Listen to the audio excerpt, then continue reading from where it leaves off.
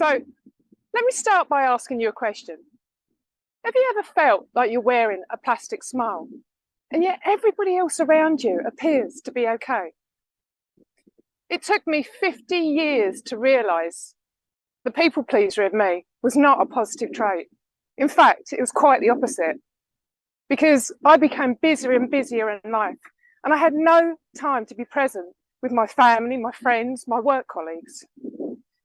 Now, the other caveat to being a people pleaser is that you don't feel like you can be your authentic self, particularly in a male-orientated environment. And the problem with not being your authentic self, you start lacking self-belief, you start fearing judgment, you fear weakness, and you fear that you're a failure. And the incredible thing about that is it took me until I finally burnt out to realise that that is not the life that I want to lead. And the great thing about that is it gave me a chance to finally stop. And when I did stop, I had the opportunity to first reset. And when I reset, it gave me the opportunity to realise, why was a people pleaser? And I realised that was a people pleaser because I wanted to make everybody happy. Because when people are happy, then it means they're not unpredictable. And when they're not unpredictable, I can be safe and I can protect not only me, but the people around me. And the beauty of that is it made me realise that I don't need to do that. The second thing is that I learned to be able to re-energise.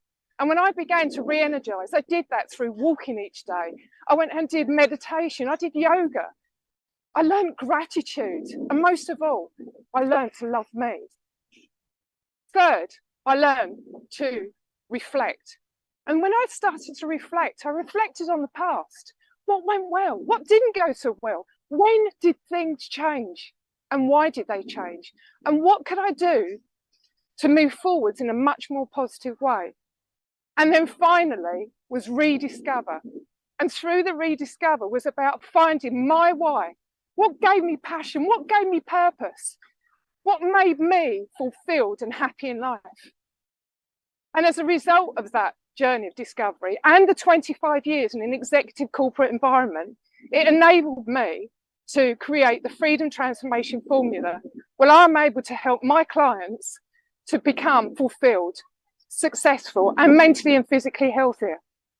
And now I'd like to introduce my client, Sammy Engleby. Now, Sammy Engleby, when she first came to me, she was working a 78-hour week. She was stressed, she was anxious, she wasn't sleeping at night. In fact, she thought her most creativity time was at night time because she wasn't asleep. But in fact, it's because her mind was going at 100 miles an hour. And she also wasn't spending time with her family, her friends. It was affecting her relationships. It was affecting her performance. Now, when she started working on the first pillar, the reset, the stress-free risk resolution, it made her realise that first, through recognising her key drivers for stress and understanding her key indicators for stress, and being able to sort them in a way that she can understand her patterns of behaviour, it made her realise that the 70 hours a week that she was working wasn't the problem. The problem was something else, a secondary gain that she was hiding from. And she realised what that is.